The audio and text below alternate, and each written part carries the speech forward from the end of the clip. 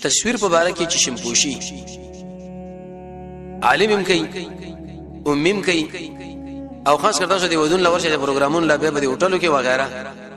د الله رسول مخالفت او د الله رسول مقابله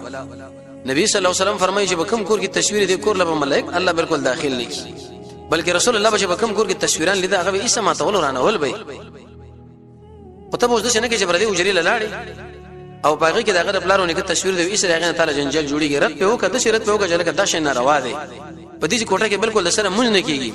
ماته من خپل غاړه خلاص کړه نور کته چیرته لړې کوي کني لړې کوي ځکه احمد ابن حنبل فرمایي وی چې کله وسړې په ګناه کې واقع نه ته ورته وایي چې ساوسه پیرسیږي نه چې سنت طریقه دا کمنې وای منو کني من خپل غاړه دی شوار اوسو تصویرانو نه چې په پیسو باندې دی یو تشکیره لپاره پاسپورت وغیرہ یو بل ضرورتي د دین را بده خو نور شي ار رقم تصویر کاغه په کیمرا باندې او کاغه په موبایل باندې چې کله بکې به تور مثال د لاس داخلي دا حرام دی ناروا دی رسول الله فرمایي او ورځ قیامت په ټولو انسانانو کې چې ډېر سخترین او خراب عذاب دی هغه د اق انسانانو دی چې هغه د تصویرانو باسي حدیث کې راځي امام قرطبي حدیث نقل کړی دی وې د دې ور رب الله یو 60 رو باسي هغه به چې زبر کسانو باندې مقرر میو بکې اق انسان چې په دنیا کې تصویران استل رد په وکا چې دا شنه روا ده که څه خبره د خلکو من لفه به کوي نه من لساسي موري خلاص شو نور او پیږي والله به پیږي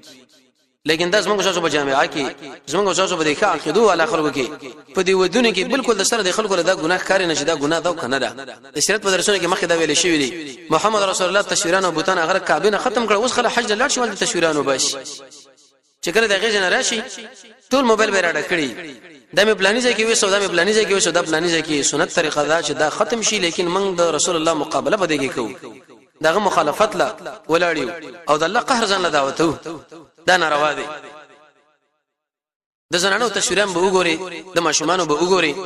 بلکې د شي زنانه شغه بالکل بربندي دغه تصویران د خلکو بری وجرو کړي او د قشم بری موبایل وکړي او شمین ابن باز لا فتوی کړي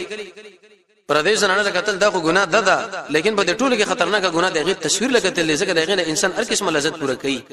اخلي به دې کې دوه خبرې دي بعض وخت کې دکاندار دی هغه سودا خرڅي پاغي باندې تصویر لګیدل او بل د تصویر چې غیر لپاره دکان جوړ کړي او باسي هغه به خرڅي نو مقصود به ذات په هغه سودا کې سودا ده لیکن دا کم تصویر شور باندې لګي